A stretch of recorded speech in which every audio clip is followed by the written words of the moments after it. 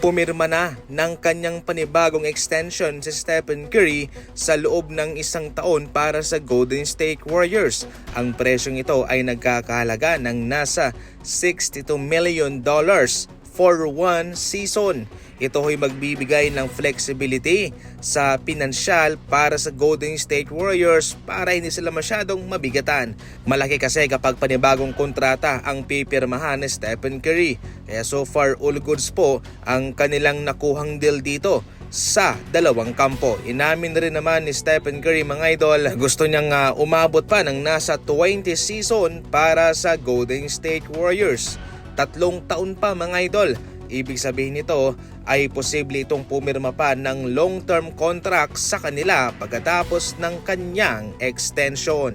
Samantala, mga idol, ngayon lang po ito lumabas itong patungkol kay Luka Doncic na mas worse pala ang kanyang inabot. Ayon mismo sa The Athletic ay malapit na po sa grade 3 ang kanyang hamstring strain. Nangangahulugan na ito huy naputol talaga.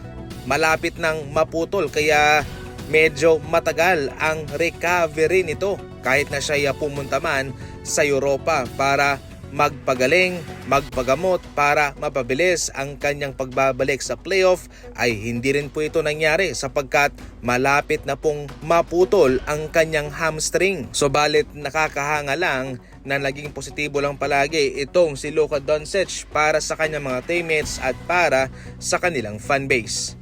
Ngayon, mga idol, ito po pala ang totoong nangyari sa kanyang hamstring at ating ipagdasal ang kanyang mabilis na recovery. Sa pagsibak nga ho ng 76ers kay Daryl Morey ay wala pang kasiguraduhan ang kanilang mga fans kung ano ang magiging future nitong si Joel Embiid para sa kanilang kupunan. Kung mayroong bagong administrasyon, posibleng magbago ang kanilang plano. Itong si Embiid, mga idol, ay matagal nang naging marupok para sa kanilang kupunan na yung paulit-ulit ng problema ay yung pagkakaroon niya ng injury, mga idol, at maski man sa playoff ngayon ay mayroon pa rin siyang dinaramdam. Isang statement na kanyang sinabi na maski siya man ay walang alam-alam kung ano ba ang kanyang magiging future sa NBA at sa kanyang kupunan. Hindi niya alam kung siya ba ay makakabalik pa ba sa susunod na season.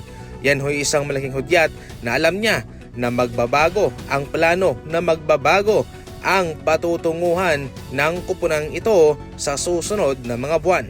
Malaking risk ito, mga idol, para sa Sixers dahil hindi po sila makakademand ng ganun-ganon na maraming asset sapagkat kakailanganin po ng matibay na pangatawan itong si Joel Embiid para syempre makahanap sila ng maraming asset man lang.